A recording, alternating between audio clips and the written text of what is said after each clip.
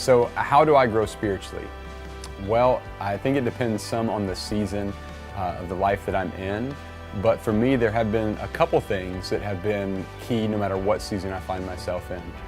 One of those is reading the Bible. I remember when I was in college and my spiritual growth really began to take off.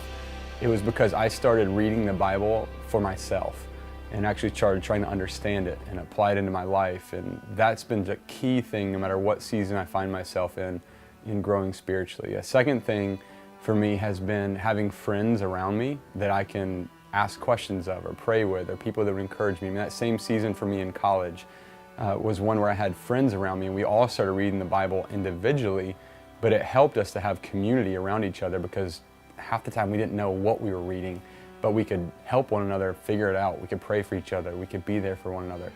Third thing is, for me, is doing things that actually require some faith. I look back at my life and I think about some of the times when I led my first Bible study with teenagers and doing that and didn't have a clue what I was doing, but it required me to step out of my comfort zone and step out in some faith, or going on a mission trip to another country and being out of my realm and my world. I mean, that required some faith. Or I remember times in my life when God would start to work in me in generosity with my finances, and it was like, I gotta start tithing. I don't know how this is gonna work, or you want me to give to that? I don't know quite how that's gonna happen. But it was those steps of faith over time that really helped me also grow spiritually. And those are really things that have helped me no matter what season I find myself in throughout my whole life. Hey, welcome back to Spirituality for the Rest of Us. This is week 3 that we're together. And last week you talked about this question, is it a sin to be average? And this week we're going to talk about what it means to grow in your spiritual journey. What exactly causes spiritual growth? You see, in my job and in a lot of us that work in jobs with people, we are constantly hearing about people's problems, and people come to us for a lot of advice and life issues, and some of them are very, very serious. And I've noticed a pattern that Larry Osborne, in the book that we're talking about today, in fact, we're in chapter 6, 7, and 8 today, he addresses it, and he says it this way. This is the pattern that I noticed that he also mentions in the book, that those who tend to isolate find it hard to get the help or support they need in a timely manner. So those that isolate themselves don't have the support they need when they need it. And he says this, often it's because no one knows. But those who have close and transparent relationships experience a completely different reality. When a crisis hits, they usually find people quick, even eager to help. And I want to talk to you about that statement and what exactly it means. See, everybody faces crisis in life, and you might be in one right now with your group and nobody knows about it, or maybe your family doesn't know about it. But it comes. Every single person faces crisis in life. So how do you prepare for that crisis?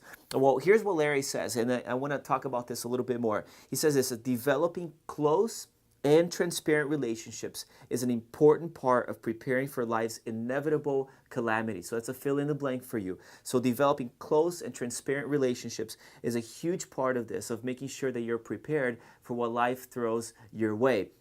Now, there's a lot of ways to do this, and you can go to church on a weekly, to weekly services and these large gatherings in church in our day today, and you can have good friendships of people that share your values.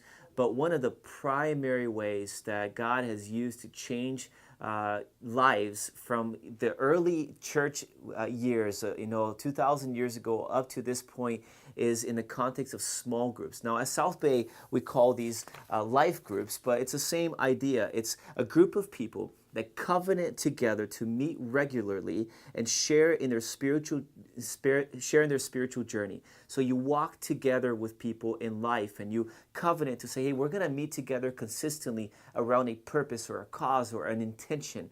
And it's an intentional small group of people, and we call them life groups, but they are so significant. Now, you already took the step to being one. That's why you're listening to this today, and I applaud you for that. But here's why a lot of people, and maybe you yourself have struggled with this, don't join any group, or they don't participate in these small group contexts. And Larry talks about this a lot as well. It's because there's usually a misunderstanding of why groups exist, why we do small groups. See, a lot of people, they come into groups thinking that it's going to solve some kind of problem that maybe it's not quite meant to solve. And here's what he says. It's the misunderstanding that the greatest value of a small group is the hope that it'll provide deep and meaningful Bible knowledge and deep friendships, and maybe prevent you from sinning ever again. Now, it might provide some of those things, and there are great benefits of being in groups. It might help you gain more knowledge and develop deeper friendships. But at the heart of these small group, intentional covenant communities, there's a deeper meaning and purpose to why they exist. And the greatest value, maybe it's not exactly what we thought it was. It's what Larry calls the 3 accelerators of growth. And I want to talk to you about those 3. See, number 1 is this, the first accelerator of growth that a small group community brings to us, is this idea of connectedness. And here's what it says in page 64 of your book. Belonging to a small group or any other form of close and transparent relationships velcros me to the people and information I'll need when a need to grow or need to know crisis shows up. So when there's something that shows up in my life where all of a sudden I don't have what it takes to take it to the next level or to solve a problem, and I don't have a group of people that I can go to with that, I'm stuck. And most people in our society live in this stuck place in life. They don't have the friendships or the community that they can go to when they are in crisis. And if you really believe that everybody faces crisis, then we need to prepare for that. And that's the benefit of a small group community. See, unconnected people have no one to turn to when they need a shoulder to cry on, or wise advice for their situation, or they need people to help them in their times of need. And one of the most beautiful things that even if I've experienced in my life is, when my wife, we have 3 kids, and when we were pregnant, when she was pregnant, I remember our small group community and some of our friendships, our friends in life, they brought meals to our home when we needed. And I love seeing when people get sick and they have to go to the hospital, the first people they call is their small group. Now, if we're not prepared in those communities to have those type of friendships in life, then who do we turn to when we need it the most? See, the value is that when life hits, we are already positioned to get the help that we need when we need it. That's the connectedness principle. Number 2 is peer pressure. Now, I know peer pressure gets a really bad rep. And we try to teach our kids a lot, like avoid hanging out with people that will influence you in a bad way. And there's obviously some value to that. But there's a whole other side to peer pressure that is so beneficial for our own spiritual growth. And, I even thinking back in my life, it was through peer pressure that I got in a lot of trouble. And I got in high school into a life of drugs, and I just walked away from my faith. And peer pressure had a lot to do with that. But most of the good parts of my life and the things that I overcame in life also came because of peer pressure. They came because I had the relationships in life that I needed to help me come out of the pit. And I remember many times I just felt, so alone in the journey, or I felt like I couldn't do it anymore. And I had to come to a point in life where I said, I'm going to need help. Like, I can't do this on my own, and lower my pride and just say to people around me, I need help to get out of this pit that I'm in today. And the pressure of good friendships is what helped me get out of addictions, of all kinds of addictions in my life that I had that were destroying me. Now, let me read to you Hebrews chapter 10, verse 34. And this is what it says. Let us hold strong to the confession of our hope, never wavering, since the one who promised to us is faithful. Then it says, let us consider how to inspire one another, each other, to greater love and to righteous deeds, not forgetting to gather as a community, as some have forgotten, but encouraging each other. So he's saying, let's figure this out. Let's figure out how to inspire one another in the context of community so that we can become better people and do good deeds on the earth and overcome life's crisis. That's the principle that Scripture gives us. See, over time, we start to think and act and live like those we spent some significant time with. And we need to spend time with people different than us, and it's obvious. But in life, we need to have people that walk with us through every crisis and every situation. And when things arise, come up, we need to have somebody to turn to. And that's the benefit, an accelerator of this small group community. And then number 3 is one of my favorites. It's this idea of honesty. And I know honesty is not a new thing out there, but it is so difficult to find people who are really transparent and honest about what they really are like. With the social media, stuff that we face today, it's really easy to share a lot of stuff that's happening to you, but most of the time we just share the good stuff, right? Like you don't see people tweeting and Facebook updating you on all their crisis. It's usually all the cool stuff that they're doing. And a lot of times we have a lot of pain in our hearts that we don't know how to deal with. And a lot of times when you're meeting people, we have this tendency in our culture to say, hey, how are you? Oh, I'm fine, and just keep going. But deep inside, and they know that it's not all fine. And I'll never forget when I was in college, my sophomore year of college, I remember I was walking down the hallway, and there's this guy that I would see often down the hallway, kind of sitting more by himself. And one day I walked by him, and I asked him this question, hey man, how are you? How are you doing? And he said, I'm fine. And I was like, okay. And I was about to walk away, and then I just could tell a little bit, like maybe it's not all fine. And I sat down and I asked him, hey, are you really fine? And I remember in the middle of a hallway when everyone's walking by, this guy just breaks down and starts to cry. And he said, no, I'm not fine. And we had a heart-to-heart conversation. And you see, I've done this many times when I just pretend like everything's okay when it's really not. But we need to have people in life that we can be the real us with, that we say, I'm going to be transparent.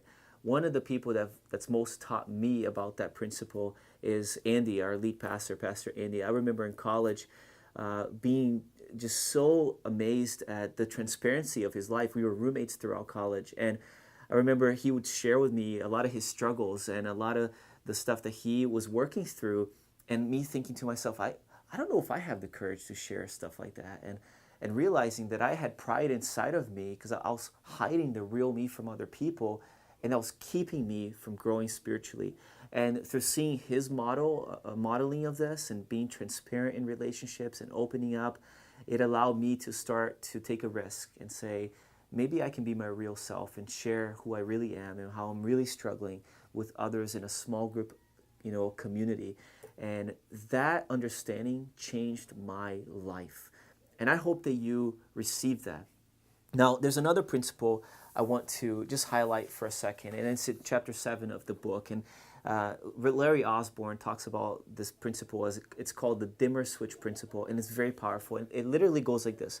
When we respond to the light that we have, God gives us more. So when there's a little bit of light, if we respond to that light, he increases, he ups the dimmer switch.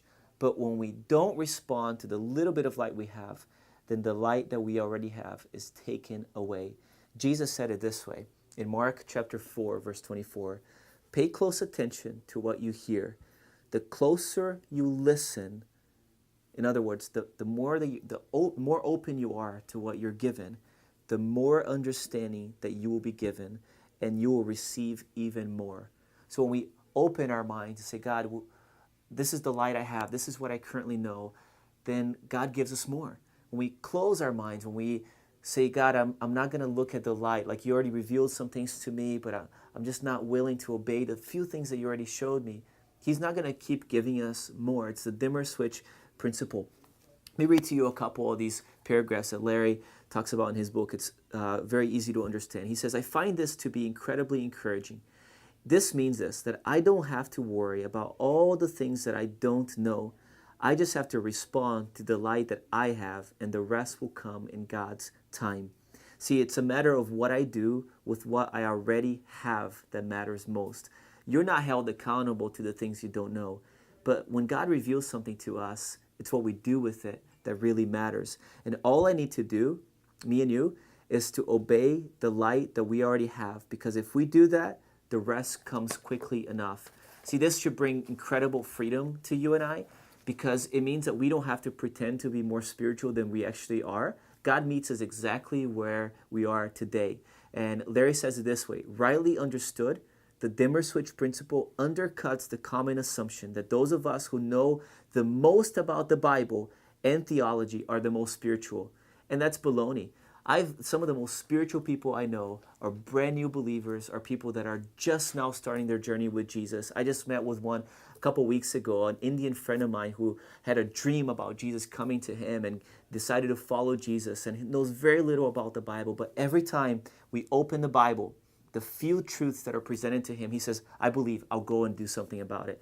And he's a couple months old believer, but he is more spiritual than most of the Christians I know that have been Christians for years of their lives.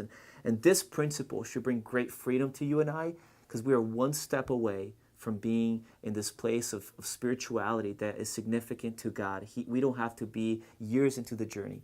We can just do something with the light that God already gave to us now. And that's what he holds us accountable for. I hope that you enjoy that brings great freedom to you, and I hope that your conversation to come here is life-giving as well. Enjoy.